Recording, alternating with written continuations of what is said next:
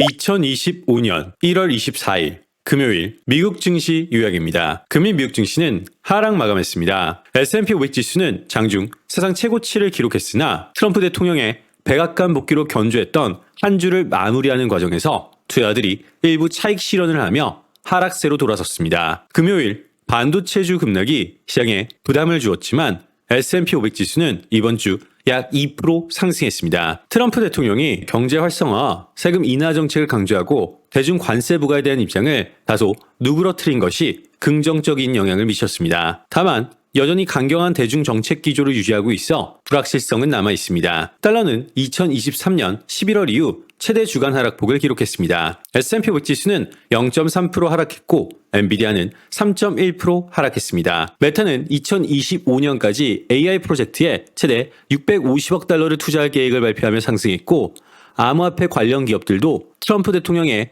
암호화폐 친화적인 행정명령에 힘입어 상승했습니다. 다음 주 연준의 금리 결정을 앞두고 소비자 심리지수 하락과 기업 활동 둔화 가능성이 제기되면서 국채 금리가 하락했습니다. 그러나 기업들은 경제 전망에 대해 전반적으로 낙관적인 태도를 유지하고 있습니다. 10년물 국채 금리는 3bp 하락한 4.62%를 기록했습니다. 투자자들은 6개월 만에 처음으로 미국 소비자 심리가 하락한 것에 주목했습니다. 소비자들은 향후 5년에서 10년간 물가 상승률이 연 3.2%에 이를 것을 예상하며 1년 후에는 3.3%까지 상승할 것으로 전망했습니다. 이는 지난 5월 이후 가장 높은 수준입니다.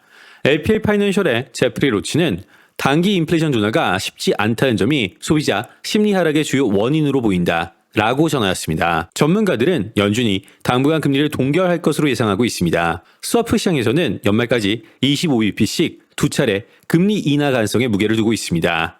지난주에는 한 차례 인하 전망이 우세했던 것과 대조적입니다. TD증권의 오스카 무뇨즈는 이번 연준 회의에서 금리 동결이 유력하며 파월 의장이 예상 밖의 완화적 발언을 하지 않는 이상 국채 시장의 반응은 제한적일 것이다 라고 전하였습니다. 다음 주부터 매그니피센트 7의 기업들의 실적 발표가 이어지는데 이 중 4곳은 다음 주 발표될 분기 실적에서 매출 둔화를 보일 것으로 예상됩니다.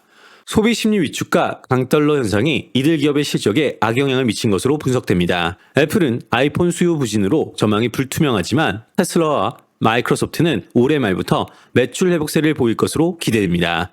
네이션와이드의 마크 에킷은 최근 주가가 사상 최고치를 돌파한 것은 인상적이며 팬데믹 이후 확산된 저점 매수 전략이 더욱 강화됐음을 보여준다 라고 전했습니다. 버라이존 실적 발표 예상 상해, 텍사스 인스트루먼트 실적 발표 기대 매출 하회, 노보노디스크 신약 임상 실험에서 최대 22% 체중 감소 효과 발표 소식이 있었습니다. 2025년 1월 27일 월요일 주요 일정 살펴보겠습니다. 경제 지표는 22시 30분 미국 12월 시카고 여는 국가활동지수, 자정 미국 12월 신규주택 판매, 01시 30분 미국 2년물 국채 경매, 03시 미국 5년물 국채 경매가 예정되어 있습니다.